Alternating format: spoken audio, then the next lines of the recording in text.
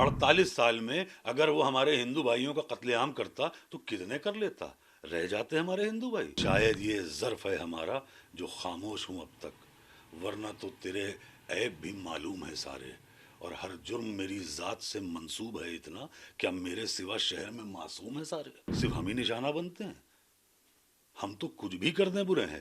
48 سال حکومت کی ہے اورنگزیب نے.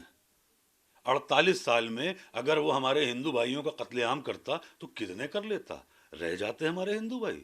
اگر وہ خدا نہ کرے ہمارے مندر شہید کرتا تو کیا ہمارے مندر بچتے 48 سال میں؟ یہاں 10 سال کی حکومت نہیں ہے، کتنی جگہ بلڈوزر چل گیا. اسے 48 سال کا وقت ملا تھا. تب نہ آپ تھے نہ سوشل میڈیا تھی. وہ جو چاہتا کر لیتا، نام و نشان مٹ جاتا اگر وہ اتنا آتنکی ہوتا تو. وہ ایک جیسے کہ میں منور رانا صاحب کا بیٹا ہوں، تو فٹ پاتھ پر بھی ہوگی محل کی زبان میں، ہم گفتگو کریں گے غزل کی زبان میں. تو ایک استاد شاعر کا شعر ہے، اس میں غزل کا ایک مطلع ہے کہ جو اس حالات پہ ہے ابو عاصم صاحب پہ، جو آپ کہہ رہے ہیں کہ مقدمے ہوئے اور یہ وہ، تو ان کا شعر ہے کہ شاید یہ ظرف ہے ہمارا جو خاموش ہوں اب تک، ورنہ تو تیرے عیب بھی معلوم ہے سارے، اور ہر جرم میری ذات سے منسوب ہے اتنا، کیا میرے سوا شہر میں معصوم ہے سارے.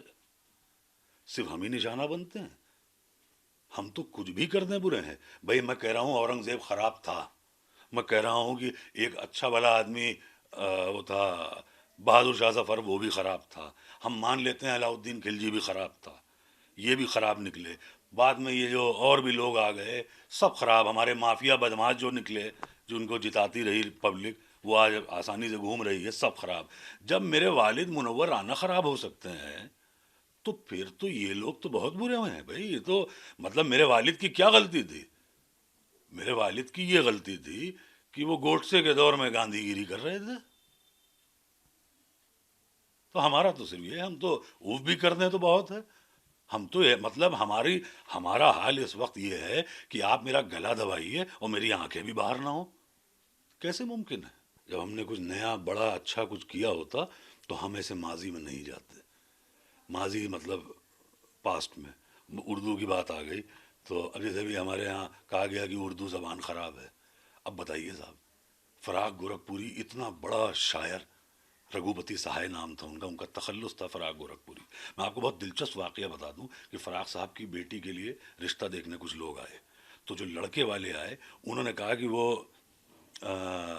تو فراق صاحب سے، ان کا تلفظ بہت خراب تھا، مطلب پروننسیشن.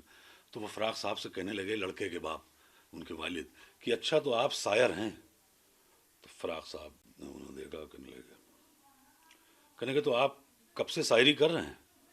فراق صاحب کا اور موڈ خراب ہوا. تو کہنے لگے پھر کوئی غزل سنائیے.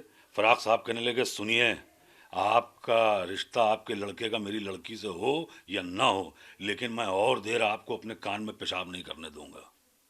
فراق صاحب کہتے تھے، پروفیسر تھے رگھوپتی سہائے فراق گورکھپوری.